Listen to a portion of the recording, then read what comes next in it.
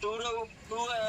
प्रमोद प्रेमी करोगे सार बोला तनी का में गांव में बाहर चल जाई बेटी चोदा एथी कइले बारा लोग तार ना बोलला बिना एथी करके कइले बारा लोग अपना बहिन के दिन उतरले बड़ा खेसारी लाल से वो खेसारी लाल के विरोध ना करे कि चाहे ना टुनटुनावा के कड़ा बात कोनो समय मतलब नहीं लोग बा सीएल सीएल किन के पहिरा बोला तनी खेसारी लाल के बात नहीं कि गांव में जब तक बात ना करे जब तक हम छोड़ी ना नहीं किनले खिसियाई मत ना ई बताई ना जे भय लकार हुआ कोनो छब भाई लकी जाके देखो लोग सीएल सीएल किन के बात पहले के पहले के इंटरव्यू का जने कौन ने पत्रकार के इंटरव्यू देता रहन कि खेसारी लाल के विरोध करता है कि उहे नाच ध्यान उहे नाच ध्यान दिलैबो खेसारिया जता है कमर त तोहर फाट गई हो ओकर गाना सुन ले बारन विरोध खेसारी लाल के विरोध ना करे कि चाहे ना टुनटुनावा के कड़ा बात कोनो समय मतलब नहीं ठीक बा का गाय की करे चाहे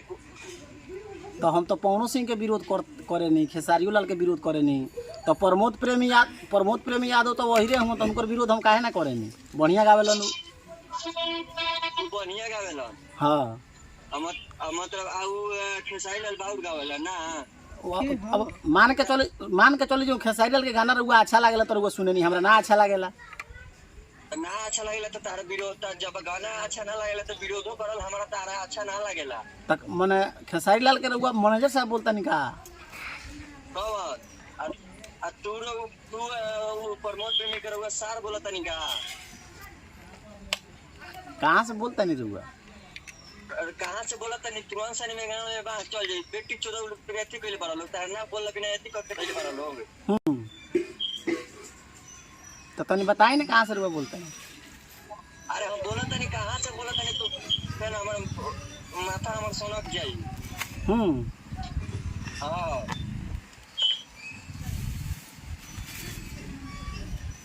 हर बार तो लाइक देवे के जहां विचार नहीं थे तो तार ऊपर विरोधो करे के ओके कोई 50 रुपए तो हम दे रही ऊपर खिलाफ तू बतिया नहीं कर सकता सौरभ ऐश्वर्या के जानता नहीं ना दे तू बोले के 50 रुपए मोतिहारी के हां तार गुरु है हम मोतिहारी जिले के जे काम करता हन चावल मिल में तू सुनत नहीं कि पीछे नहीं काम करत रहन हूं हां जौना कम मिल में जाना मिल में से तू काम करले जाना मिल में से हम रोज हम 140 से 180 को बोरा लाद के लाइदा ओका का पता रह तार पूरा हम पहचान ई थी बा काम करता रह नाम धरी फोटो खींच के विदा करी कोई सब आदमी हवन उनका से हमारे बारे में पूछी कौन आवेला गाड़ी ला के ले जाला दे ने अच्छा तो सौरभ ऐश्वर्या का नहीं जाना तारा के सुना ना जहाँ तारा के अलुआ के चोखा खियावत रहम सर रोज 30 दिन में 30 दिन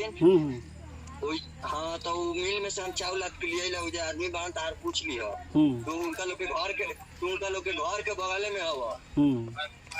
हां खेसारी करे में कथी है खेसारी का हम कुछ हो गए तो खेसारी के विरोध ना कर सकेला आकि अपना बहिन के दिन उतरले बड़ा खेसारी लाल से जैसे कि देख लेनी लोगन जे खेसारी लाल के कोनो चामचा उमचा ह खेसारिया कोनो मैनेजमेंट करे वाला है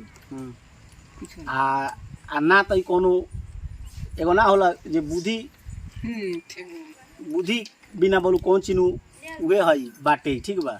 ई फोन क के हमरा के मने जियल दुश्वार कर देले बा साफा इतना हमरा के टॉर्चर कइले बा करत आई खाली खेसारी लाल के नाम पे एगो वीडियो बना देले बानी हम तो भैया लोगन एकर नंबर बाटे 9256 1829 एक बार फिर नंबरबा नोट कर ली लोगन एकर नंबर बा 9256 1829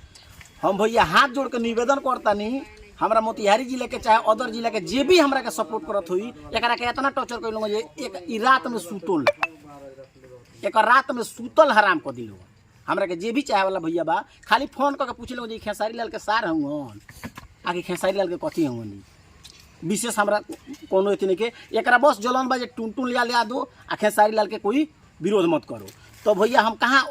जाति पर हम नहीं जाते हैं भैया प्रमोद प्रेमी यादव वही रहे उनका सपोर्ट करते हैं हम उनका गाना मुझे अच्छा लगता है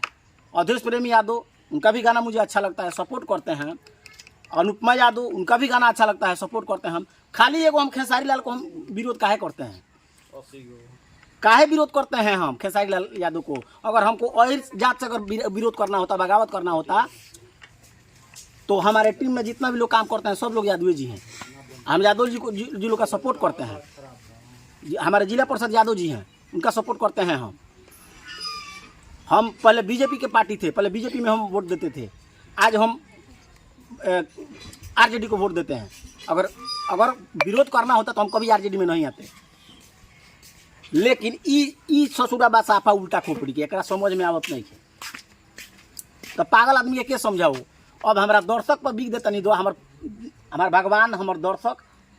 इस ससुरा के समझाई लो